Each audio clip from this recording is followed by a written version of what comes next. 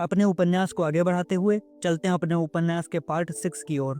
दूसरे दिन सुबह सुधा आंगन में बैठी हुई आलू छील रही थी और चंदर का इंतजार कर रही थी। उसी दिन रात को पापा आ गए थे और दूसरे दिन सुबह बुआ जी और बिनती भी। सुधी, किसी ने इतने प्यार से पुकारा कि हवाओं में रस भर आया। अच्छा, आ गए चंदर। सुधा आलू छोड़कर उठ बैठी। क्या लाए हमारे लिए लखनऊ से? बहुत कुछ सुधा। के है सुधा? सहसा कमरे में से कोई बोला। चंदर है, सुधा ने कहा। चंदर, बुआ आ गईं और कमरे से बुआ जी बाहर आईं। प्रणाम बुआ जी, चंदर बोला और पैर छूने के लिए झुका। हाँ हाँ हाँ। बुआ जी 3 कदम पीछे हट गईं। देखते हो ना, हम पूजा की धोती पहने हैं। ई के है सुधा? सुधा ने बुआ की बात का कुछ जवाब नहीं दिया। चंदर, चलो अपने कमरे में, यहाँ बुआ बुआ पूजा करेंगी। चंदर अलग हटा। बुआ ने हाथ के पंच पात्र से वहां पानी छिड़का और जमीन फूकने लगी। सुधा, बिनती को भेज दो। बुआ जी ने धूपदानी में महाराजिन से कोयला लेते हुए कहा। सुधा अपने कमरे में पहुंचकर चंदर को खाट पर बिठाकर नीचे बैठ गई। अरे ऊपर बैठो। नहीं, हम यहीं ठीक हैं, कहकर वह बैठ गई और चंदर की पैंट पर पेंसिल से लकीरें खींचने लगी। अरे यह क्या कर रही हो? चंदर ने पैर उठाते हुए कहा। तो तुमने इतने दिन क्यों लगाए? सुधा ने दूसरे पांचे पर पेंसिल लगाते हुए कहा। अरे बड़ी आफत में फंस गए थे सुधा। लखनऊ से हम लोग गए बरेली, वहाँ एक उत्सव में हम लोग भी गए और एक मिनिस्टर भी पहुंचे। कुछ सोशलिस्ट, कम्युनिस्ट और मजदूरों ने विरोध प्रदर्शन किया। फिर तो पुलिस वालों और मजदूरों में जमकर लड़ाई हुई। वह तो कहो, एक बेचारा सोशलिस्ट लड़का था कैलाश मिश्रा, उसने हम लोगों की जान बचाई, वरना पापा और हम दोनों ही अस्पताल में होते। अच्छा, पापा ने हमें कुछ नहीं बताया? नहीं, सुधा घबरा कर बोली और बड़ी देर तक बरेली, उपद्रव और कैलाश मिश्रा की बात करती रही। अरे ये बाहर गा कौन रहा है? चंदन ने सहसा पूछा। बाहर कोई गाता हुआ आ रहा था। आंचल में क्यों बांध लिया मुझे परदेसी का प्यारा? आंचल में क्यों बांध लिया मुझ परदेसी का प्यार? आंचल में क्यों? और चंदर को देखते ही उस लड़की ने चौंक कर कहा। अरे! क्षण भर स्तब्ध और फिर शर्म से लाल होकर भागी बाहर। अरे भागती क्यों है? यही तो है चंदर, सुधा ने कहा। लड़की बाहर रुक गई और गर्दन हिलाकर इशारे से कहा, मैं नहीं आऊंगी, मुझे शर्म लगती है। अरे चलिए आ, देखो हम अभी पकड़ दिलाते हैं। बड़ी झक्की है या? सुधा यह कहकर उठी, वह फिर भागी। सुधा पीछे पीछे भागी। थोड़ी देर बाद सुधा अंदर आई और सुधा के हाथ में उस लड़की की चोटी और वह बेचारी बुरी तरह अस्त व्यस्त थी। दांत से अपने आंचल का छोर दबाए हुए थी। बाल की 3-4 लटें मुंह पर झुक रही थी और लाज के मारे सिमटी जा रही थी और आंखें थी कि मुस्काए का या रोएं या तय नहीं कर पा रही थी।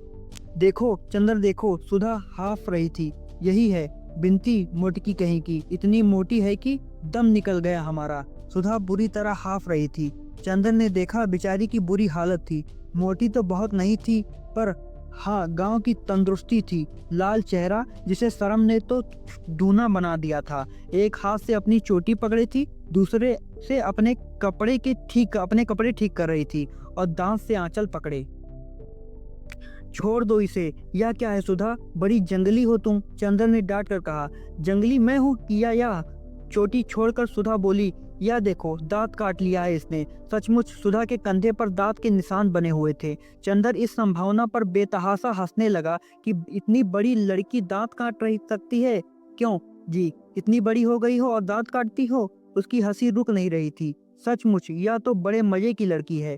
बिनती क्या है इसका नाम? क्या रे महुआ, बिनती थी क्या है? तो जो बुआ जी ने बिनती नाम रखा है। वह पल्ला ठीक से ओढ़ चुकी थी। बोली नमस्ते। चंदर और सुधा दोनों हंस पड़े। अब इतनी देर बाद याद आई। चंदर और भी हंसने लगा। बिनती, ए बिनती, बुआ की आवाज आई। बिनती ने सुधा की ओर देखा और चली गई।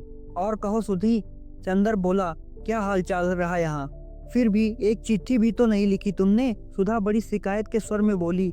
हमें रोज रुलाई आती थी और तुम्हारी वो आई थी। हमारी वो? चंदर ने चौंक कर पूछा। अरे हाँ, तुम्हारी पम्मी रानी। अच्छा वो आई थी, क्या बात हुई? कुछ नहीं, तुम्हारी तस्वीर देखकर रो रही थी। सुधा ने उंगलियां नचाते हुए कहा। मेरी तस्वीर देखकर? अच्छा, और थी कहाँ मेरी तस्वीर? अब तुम तो बहस करने लगे। हम कोई वकील हैं? तुम कोई नई बात बताओ। सुधा बोली। हम तो तुम्हें बहुत बात बता चुके, पूरी कहानी है। इतने में गिनती आई। उसके हाथ में एक तस्तरी थी और एक गिलास। तस्तरी में कुछ मिठाई थी और गिलास में शरबत। उसने लाकर तस्तरी चंदर के सामने रख दी। ना भाई, हम नहीं खाएंगे, चंदर ने इनकार किया। बिंती ने सुधा की ओर देखा। खा लो, लगे नखरा करने। लखनऊ से आ रहे हैं ना, तकल्लुफ ना करें। मालूम कैसे है? सुधा ने मुंह चढ़ाते हुए कहा। चंदर मुस्कुराकर खाने लगा। दीदी के कहने पर खाने लगे आप? बिंती ने अपने हाथ की अंगूठी की ओर देखते हुए कहा। चंदर हंस दिया, कुछ बोला नहीं। बिंती चली गई। बहुत बड़ी अच्छी लड़की मालूम पड़ती है या? चंदर बोला। बहुत प्यारी, और पढ़ने में हमारी तरह नहीं है, बहुत तेज है। अच्छा, तुम्हारी पढ़ाई कैसी चल रही है? मास्टर साहब बहुत अच्छा पढ़ाते हैं। और चंदर, अब हम बखूब बात करते हैं उनसे दुनिया भर की, और वो हमेशा सिर नीचे किए रहते हैं। एक दिन पढ़ते वक्त हम गरी पास में रखकर खाते गए, उन्हें मालूम ही नहीं हुआ। उनसे एक दिन कविता सुनवा दो, सुधा बोली। चंदन ने कुछ जवाब नहीं दिया और डॉक्टर साहब के कमरे में जाकर किताबें उलटने लगा। इतने में बुआ जी का तेज स्वर आया। हमें मालूम होता है कि ये मुंह झौसी हमसे ऐसी नाच नचई हो कि ये मुंह नौसी हमसे ऐसी नाच नचई हो तो हम पैदा होते गला घोट देते। हरे राम, आकाश सिर पर उठाए है। कई घंटा से नारियात घटाई फट गई। ये बोलते नहीं जैसे सांप सूंघ गवा होए। प्रोफेसर शुक्ला के घर में वह नया सांस्कृतिक तत्व था। कितनी शालीनता और शिष्टता से वह रहते थे।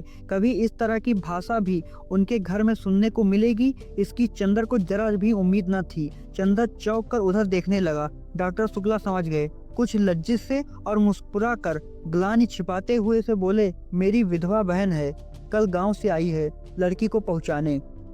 उसके बाद कुछ पटकने का स्वर आया, शायद किसी बर्तन के। इतने में सुधा आई, गुस्से से लाल। सुना पापा, तुमने बुआ जी ने बिंती को मार डालेगी। बुआ जी बिंती को मार डालेगी। क्या हुआ आखिर? डॉक्टर शुक्ला ने पूछा। कुछ नहीं, बिंती ने पूजा का पंचपात्र उठाकर ठाकुर जी के सिंहासन के पीछे रख दिया था, उन्हें दिखाई नहीं पड़ा तो गुस्सा बिंती पर उतार रही हैं। इतने में फिर उनकी आवाज आई। पैदा करते बखत बहुत अच्छा लाग रहा, पालत बखत के बोल गए, मर गए रही हो तो अपन संतानों अपने साथ ले जाते, हमारे मुड़े पर ही हत्या काहे डाल गए। ऐसी कुलच्छनी है कि पैदा होता नहीं बाप का खाए गए। सुना पापा तुमने। चलो हम चलते हैं, डॉक्टर शुक्ला ने कहा। सुधा वहीं रह गई। चंदर से बोली, ऐसा बुरा स्वभाव है बुआ का कि बस। बिंती ऐसी है कि कितना बर्दाश्त कर लेती है। बुआ ने ठाकुर जी का सिंहासन साफ करते हुए कहा, रोवत काहे हो? कौन तुम्हारे माई बाप को गरियाए हैं कि आंसुआ ठरकाए रही हो? ये सब चोचला हमें अपने को ओकर न दिखायो जाय के 2 महीना और है, अबहिन से उधियानी न जाओ। अब अभद्रता सीमा पार कर चुकी थी। बिंती, चलो कमरे के अंदर। हटो सामने से, डॉक्टर शुक्ला ने डांट कर कहा। अब ये चरखा बंद होगा या नहीं? कुछ शर्म हया है या नहीं तुम्हें? बिंती सिसकते हुए अंदर आ गई। स्टडी रूम में देखा कि चंदर तो उल्टे पांव लौट आई तो सुधा के कमरे में और फूट फूट कर रोने लगी। डॉक्टर शुक्ला लौट आए। अब हम ये सब करें कि अपना काम करें? अच्छा, कल से घर में महाभारत मचा रखा है। कब जाएगी ये सुधा? कल जाएंगी पापा, अब बिंती को कभी मत भेजना इनके पास, सुधा ने गुस्से भरे स्वर में कहा। अच्छा जाओ, हमारा खाना परसो। चंदर, तुम अपना काम यहाँ करो, यहाँ शोर ज्यादा हो तो लाइब्रेरी चले जाना, आज भर के तकलीफ है। चंदन ने हम अपनी कुछ किताबें उठाई और उसने चले जाने को ठीक समझा। सुधा खाना परोसने चली गई। बिंती रो रो कर और तकिए पर सिर पटक कर अपनी कुंठा और दुख उतार रही थी। बुआ घंटी बजा रही थी, दबी जबान जाने क्या बकती जा रही थी। यह घंटी के भक्ति भावना भरे मधुर स्वर में सुनाई नहीं देता था। लेकिन बुआ जी दूसरे दिन गई नहीं। जब 3-4 दिन चंदर गया तो देखा बाहर से सेहन में डॉक्टर शुक्ला बैठे हैं और दरवाजा पकड़कर बुआ जी खड़ी बातें कर रही हैं। लेकिन इस वक्त बुआ जी काफी गंभीर थी और किसी विषय पर मंत्रणा कर रही थी। चंदर के पास पहुंचने पर फौरन वह चुप हो गईं और चंदर की ओर सशंकित नेत्रों से देखने लगी। डॉक्टर शुक्ला बोले, आओ चंदर बैठो। चंदर बगल की कुर्सी खींचकर बैठ गया तो डॉक्टर साहब बुआ जी से बोले, हाँ बात करो। और ये तो घर के आदमी हैं, इनके बारे में सुधा ने नहीं बताया तुम्हें? ये चंदर हैं, हमारे शिष्य, बहुत अच्छा लड़का है। अच्छा अच्छा भैया बैठो, तू तो एक दिन औरो आयो रहो, बीए में पढ़ा था सुधा के संगे। नहीं बुआ जी, मैं रिसर्च कर रहा हूँ। वाह, बहुत खुशी भई तो का देख के। तो सकुल, वह अपने भाई से बोली, फिर यही ठीक होई, बिनती का ब्याह टाल दो, और अगर ये लड़का ठीक हो जाए तो सुधा का ब्याह अषाढ़ भर में निपटाई दो। अब अच्छा नहीं लागत, ठूठ ऐसी बिटिया सोनी मांग लिए छरवावा करत है, अहर वहर, बुआ बोली। हाँ ये तो ठीक है, डॉक्टर शुक्ला बोले, मैं खुद सुधा का ब्याह अब टालना नहीं चाहता। बीए तक की शिक्षा काफी है, वरना फिर हमारी जाति में तो लड़के नहीं मिलते। लेकिन ये जो लड़का तुम बता रही हो, तो घर वाले कुछ एतराज तो नहीं करेंगे?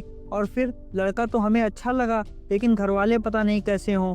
अरे तो घर वालन से क्या करे है तो को, लड़का तो अलग है, अपने आप पढ़ रहा है, और लड़की अलग रही है। न सास का डर, न ननद की धौंस। अब पत्री मंगवाई दी थे, मिलवाई लो। डॉक्टर शुक्ला ने स्वीकृति में सिर हिला दिया। तो फिर बिनती के बारे में क्या कहा था, अगहन तक टाल दिया जाए ना? बुआ जी ने कहा। हाँ हाँ, डॉक्टर शुक्ला ने विचार में डूबे हुए कहा। तो फिर तुम इन जूता पिटाऊ बड़कनों से कह दो कि आय के नक से हमारी छाती पर मूंग डालत हैं, कल से मूंग डालत हैं। बुआ जी ने चंदर की ओर किसी को निर्देशित करते हुए कहा और चली गई। चंदर चुपचाप बैठा था, जाने क्या सोच रहा था। शायद कुछ भी नहीं सोच रहा था, मगर फिर भी वो अपनी विचार शून्यता में ही खोया हुआ था। जब डॉक्टर शुक्ला उसकी ओर मुड़े और कहा चंदर, तो वह एकदम से चौंक गया और जाने के दुनिया से लौट आया। डॉक्टर साहब ने कहा, अरे तुम्हारी तबीयत खराब है क्या? नहीं तो। एक फीकी हंसी हंसकर चंदन ने कहा, तुम मेहनत बहुत कर रहे होगे। कितने अध्याय लिखे अपनी थीसिस के?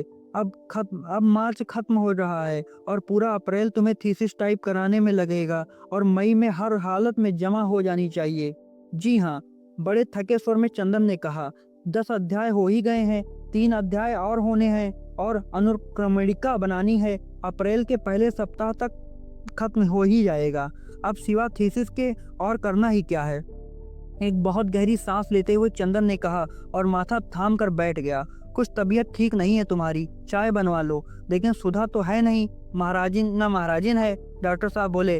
अरे सुधा के नाम पर चंदन चौंक गया। हाँ, अभी वह सुधा के बारे में क्या सोच रहा था, के बारे में ही सोच रहा था जब बुआ जी बात कर रही थी। क्या सोच रहा था? देखो, उसने याद करने की कोशिश की, पर कुछ याद नहीं आ रहा था। पता नहीं क्या सोच रहा था, पता नहीं था। कुछ सुधा के ब्याह की बात हो रही थी शायद। क्या बात हो रही थी? कहाँ गई है सुधा? चंदन ने पूछा। आज शायद साबिर साहब के यहाँ गई है, उनकी लड़की उनके साथ पढ़ती है ना, वही गई है, बिनती के साथ। अब इम्तिहान को कितने दिन रह गए हैं? अभी घूमना बंद नहीं हुआ उनका? नहीं, दिन भर पढ़ने के बाद उठी थी, उसके भी सिर में दर्द था, चली गई। घूम फिर लेने दो बेचारी को, अब तो जा ही रही है, डॉक्टर शुक्ला बोले, एक हंसी के साथ जिसमें आंसू छलके पड़े थे। कहाँ तय हो रही है सुधा की शादी? बरेली में। अब उसकी बुआ ने बताया है, जन्मपत्री दी है, मिलवा लो। फिर तुम जरा सब बातें देख लेना, तुम तो थीसिस में व्यस्त रहोगे, मैं जाकर लड़का देख आऊंगा। फिर मई के बाद जुलाई तक सुधा का ब्याह कर देंगे। तुम्हें डॉक्टरेट मिल जाए और यूनिवर्सिटी में जगह मिल जाए, बस हम तो लड़का लड़की दोनों से फारिग। डॉक्टर शुक्ला बहुत अजब से स्वरों में बोले। चंदन चुप रहा। बिनती को देखा तुमने? थोड़ी देर बाद डॉक्टर ने पूछा। हाँ वही ना, जिनको डांट रही थी ये उस दिन? हाँ वही, उसके ससुर आए हुए थे, उनसे कहना था कि अब शादी अगहन पूस के लिए टाल दें, पहले सुधा की हो जाए, वह बड़ी है, और हम चाहते हैं कि बिनती को तब तक विदुषी का दूसरा खंड भी दिला दें। आओ उनसे बात कर लें अभी। डॉक्टर शुक्ला उठे, चंदर भी उठा, और उसने अंदर जाकर बिनती के ससुर के दिव्य दर्शन प्राप्त किए। वो एक पलंग पर बैठे थे, लेकिन वह अभागा पलंग उनके उदर के ही लिए नाकाफी था। वे चित पड़े थे और सांस लेते थे तो पुराणों की उस कथा का प्रदर्शन होता था कि धीरे धीरे पृथ्वी का गोला वराह के मुंह पर कैसे ऊपर उठा होगा। सिर पर छोटे छोटे बाल और कमर में एक अंगोछे के अलावा सारा शरीर दिगंबर। सुबह शायद गंगा नहा कर आए थे, क्योंकि पेट तक में चंदन रोली लगी हुई थी। डॉक्टर शुक्ला जाकर बगल में कुर्सी पर बैठ गए। कहिए दुबे जी, कुछ जलपान किया आपने? पलंग चरमराया। उस विशाल मांस पिंड में एक भूडोल आया और दुबे जी जलपान की याद करके गदगद होकर हंसने लगे। एक थलथलाहट हुई और कमरे की दीवारें गिरते गिरते बची। दुबे जी ने उठकर बैठने की कोशिश की, लेकिन असफल होकर लेटे ही लेटे कहा, हाँ हाँ, सब आपकी कृपा है। खूब छक्के मिष्ठान पाया। अब जरा शरबत उर्बत कुछ मिले तो कुछ पेट में जलन है तो सो शांत हुए। उन्होंने पेट पर हाथ फेरते हुए कहा, अच्छा, अरे भाई जरा शरबत बना देना। डॉक्टर शुक्ला ने दरवाजे की ओट में खड़ी हुई बुआ जी से कहा। बुआ जी की आवाज सुनाई पड़ी, बाप रे, ये ढाई मन की लहास कम से कम। हंसी आ रही है बोलते हुए, बाप रे, ये 2.5 मन की लहास कम से कम मशक भर के तो सर। सॉरी तो हंसी आ रही है। बुआ जी ने ऐसे ही कुछ कहा कि ये 2.5 मन की लहास कम से कम मशक भर के शरबत तो ऊंची है। चंदर को हंसी आ गई। डॉक्टर शुक्ला मुस्कुराने लगे, लेकिन दुबे जी के दिव्य मुखमंडल पर कहीं क्षोभ या उल्लास की रेखा तक न आई। चंदर मन ही मन सोचने लगा, प्राचीन काल के ब्रह्मानंद सिद्ध महात्मा ऐसे ही होते होंगे। बुआ एक गिलास में शरबत ले आई। दुबे जी कांप कर उठे और एक सांस में शरबत गले से नीचे उतार कर गिलास नीचे रख दिया। दुबे जी, एक प्रार्थना है आपसे, डॉक्टर शुक्ला ने हाथ जोड़ते हुए बड़े विनीत स्वर में कहा। नहीं, बात काट कर दुबे जी बोले, बस अब आप कुछ मत कहिए, आप कुछ ना खाएं। आप बहुत सत्कार किए, हम यहीं से छक गए। आपको देखते तो हमें तो बड़ी प्रसन्नता भई। आप सचमुच दिव्य पुरुष हो, और फिर आप तो लड़की के मामा हो, और ब्याह शादी में जो है सो मामा का पक्ष देखा जाता है। ये तो भगवान ऐसा जोड़ मिलाई ने कि वर पक्ष और कन्या पक्ष दोनों के मामा बड़े ज्ञानी हैं। हम हैं 3 कॉलेज के प्रोफेसर हैं, और हमार सार लड़का के मामा कौन जान है, तो डाकघर में मुंशी है। आपकी कृपा से, दुबे जी ने गर्व से कहा। चंदर मुस्कुराने लगा, अरे सो तो आपकी नम्रता है, लेकिन मैं सोच रहा हूँ कि गर्मियों में अगर ब्याह न रखकर जाड़े में रखा जाए तो ज्यादा अच्छा होगा। तब तक आपके सत्कार की हम कुछ तैयारी भी कर लेंगे। डॉक्टर शुक्ला बोले। दुबे जी इसके लिए तैयार नहीं थे। वे बड़े अचरज में भरकर उनकी आवाज उनकी ओर देखने लगे, लेकिन बहुत कहने सुनने के बाद अंत में वे इस शर्त पर राजी हुए कि अगहन तक हर 30 त्योहार पर लड़के के लिए कुर्ता धोती का कपड़ा और 11-12 रुपए नजराना जाएगा, और अगहन में अगर ब्याह हो रहा है तो सास ननद और जिठानी के लिए गर्म साड़ी जाएगी। और जब जब दुबे जी गंगा नहाने प्रयागराज आएंगे तो उनका रोजाना एक थाल कपड़े और एक स्वर्णमंडित जौ से होगा। जब डॉक्टर शुक्ला ने यह स्वीकार कर लिया तो दुबे जी ने उठकर अपना झालम झोला कुर्ता गले में अटकाया और अपनी गठरी बांध में हाथ में उठाकर बोले, अच्छा तो अब आज्ञा दो, हम चली अब, और ये रुपया लड़की को दे दी हो, इस बात पर पक्की है। और अपनी टेंट से उन्होंने एक मुड़मुड़ाया तेल लगा हुआ 5 रुपए का नोट निकाला और डॉक्टर शुक्ला को दे दिया। चंदर, एक तांगा कर दो दुबे जी को। अच्छा आओ हम भी चलें। जब ये लोग लौटे तो बुआ जी एक थाली में कुछ धर निकाल रही थी। डॉक्टर शुक्ला ने नोट बुआ जी को देते हुए कहा, लो ये दे गए हैं तुम्हारी समधी जी लड़की को। 5 का नोट देखा तो बुआ जी सुलग उठी। न गहना न गुड़िया, ब्याह पक्का कर गए हैं ई कागज के टुकड़े से। अपना आप तो सोना और रुपया और कपड़ा सब लीले को तैयार, और देत का 2.5 पेट पिराता है। जूता पिटाऊं का, हरे राम, चाहे तो जमदूत इलाहास की बोटी करके राम जी के कुत्तन को खिलाई दी। चंदर हंसी के मारे पागल हो गया, जैसे कि समय मैं हो रहा हूँ। बुआ जी ने थाली का मुंह बांधा और बोली, अबहिन तक बिनती का पता न आए, और ऊ तुर्कन मलेच्छन कहिया कुछ खाए पी ली सोई तो फिर हमरे यहाँ गुजारा नाही होगा। बड़ी औलाद हुई गई है सुधा की किस से पाए के। अबे जो आज हम भद्रा उतारी थे।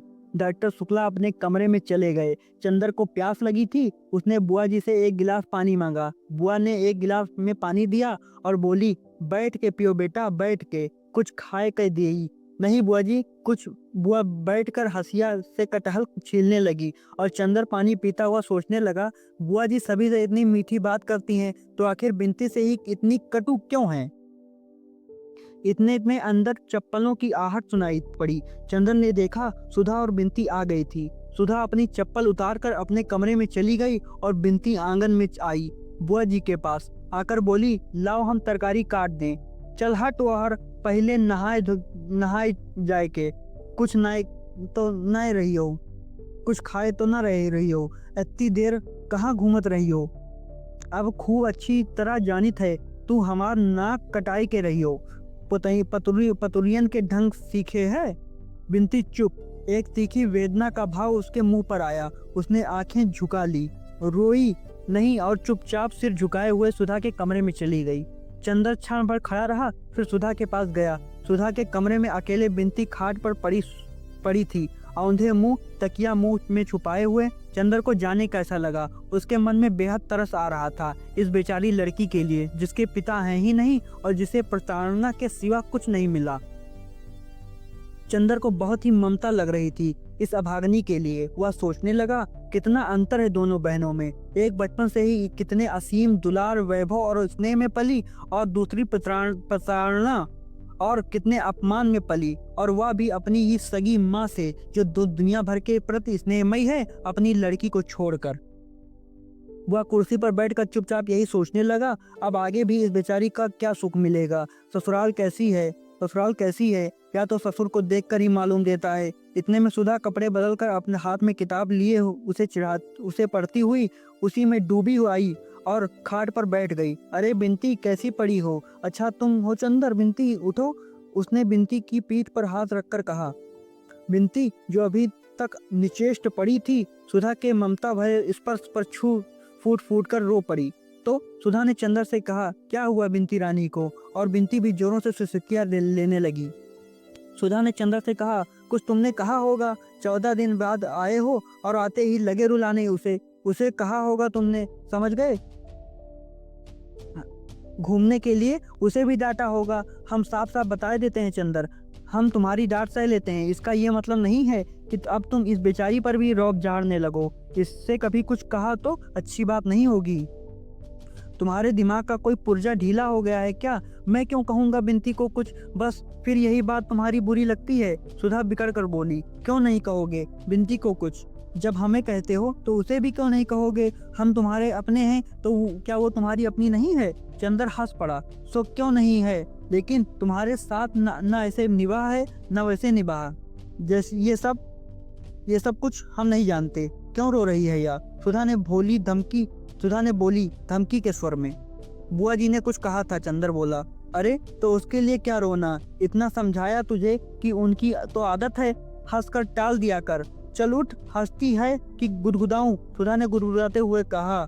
बिनती ने उसका हाथ पकड़कर झटक दिया और फिर सिसकियां भरने लगी। नहीं मानेगी तू? सुधा बोली। अभी ठीक करती हूँ तुझे। चंदर पकड़ो तो इसका हाथ। चंदर चुप उठ रहा। नहीं उठे?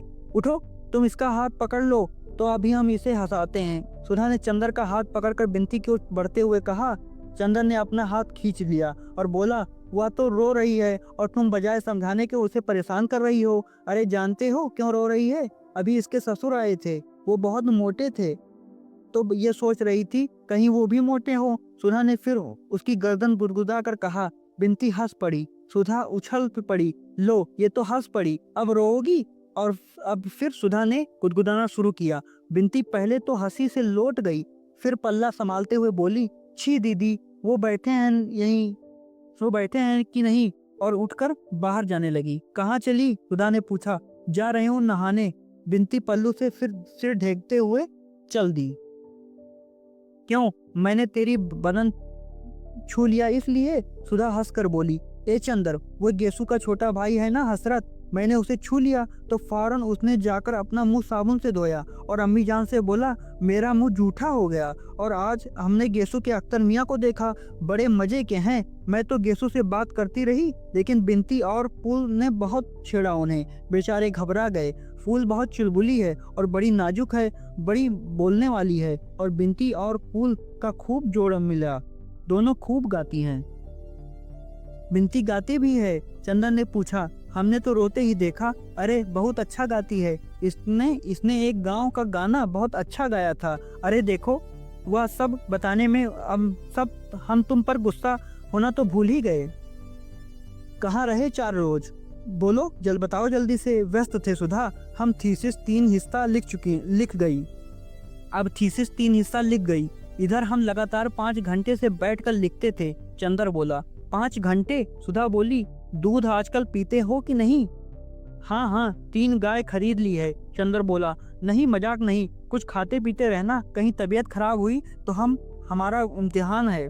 तो अब हमारा इम्तिहान है, पड़े पड़े मक्खी मारोगे और अब हम देखने भी नहीं आ सकेंगे। अब कितना कोर्स बाकी है तुम्हारा?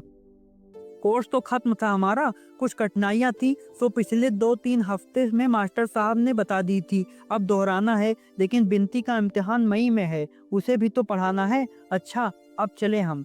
अरे बैठो, फिर जाने कई दिन बाद आओगे। आज बुआ तो चली जाएंगी, फिर कल से यहीं पढ़ो ना।